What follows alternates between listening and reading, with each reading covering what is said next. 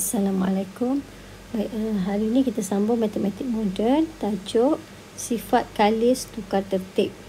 Okey, apa yang dimaksudkan dengan sifat kalis tukar tertib?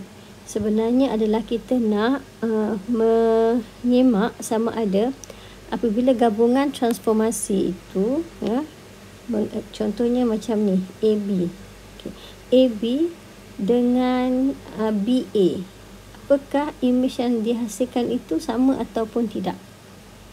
Okey, apabila mengalami AB ataupun BA, jika imejnya nanti adalah sama, maka kita katakan ia telah mematuhi sifat kalis tukar tertib.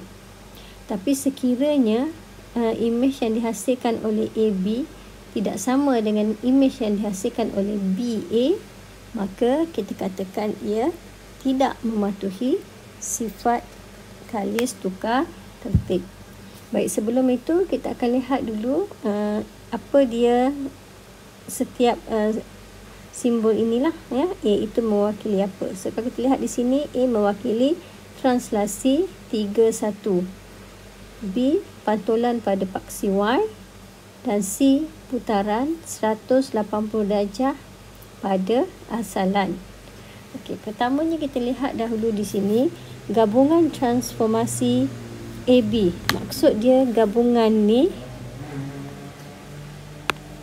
Okey, maksud dia gabungan transformasi ni adalah dua lah, ya, dua. Pertama kita perlu buat B, kemudian kita perlu buat A. Dan untuk menentukan sama ada dia mematuhi sifat kalis tukar tertib ataupun tidak, kita kena buat juga apakah itu penjelmaan di bawah BA. Okay, so kita buat satu persatu. Kalau ini maksudnya gambar rajak R ini mengalami gabungan transformasi AB. Maksudnya R ini mengalami B dahululah.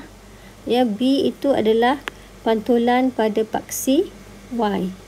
Okey, pantulan pada paksi Y. Tengok kat sini, ini R. Okey, bila dia mengalami pantulan di sini paksi Y, yang ni paksi Y, so ini pusat garis pantulan dia sepanjang-panjang garis ini. Ini paksi Y ni sepanjang-panjang garis ni, ini adalah paksi pantulan. Okey, so kalau dia mengalami paksi pantulan, kita kira berapakah jarak daripada bucu ini ke garis pantulan, kan? So ada dua, so maksudnya dekat sini. Bucu pertama, bucu kedua, okay. Bucu yang atas, sini. Okay. So imej R di bawah B, kita akan dapat ni. Okay. Yang cikgu lukis ni. Okay. Ini imej R1. Okay. Next, lepas itu dia mengalami A. So ini R mengalami B, ya. B. Mengalami B, B tulisan. Okey, mengalami B. Kemudian dia mengalami A. A itu maksudnya kita gerakkan dia sebab dia translasi 3 1, kita gerakkan dia 3 ke kanan, 1 ke atas. 1 2 3, 1 naik atas, so kat sini. Yang ni pun sama, bucu ni 1 2 3 1 kat sini. Okay, so di atasnya ada 1 di sini. So ini adalah imej untuk R di bawah gabungan penjelmaan AB. Okay, kita akan dapat kat sini di bawah A. Di bawah A ni. Mula-mula B lepas tu A. Okey, kemudian kita lihat sekiranya R itu mengalami BA. Bermaksud kita perlu buat R itu kita perlu buat translasi dululah. So translasi 1 2 3 1 kat sini, kan. Okey, so bucu yang pertama akan berada di sini. 1 2 3 1 sini. So bucu yang ni 1 2 3 1 kat sini. So kat atas ada ni, sambunglah. Ini maksudnya R itu telah mengalami A dahulu. Okay, yang warna hijau ni, yang warna hijau tu adalah dia mengalami A dahulu, kemudian mengalami B.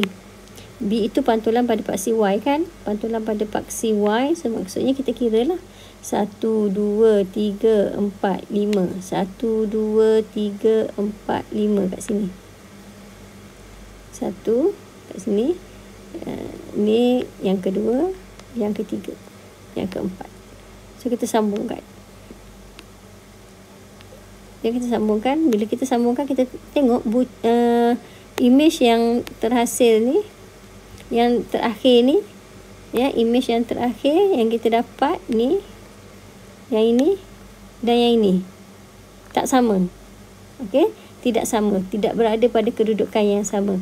Maka kita akan katakan dia tidak mematuhi sifat kalis tukar tertib. So yang ini tidak mematuhi sifat kalis tukar tertib antara AB dan BA.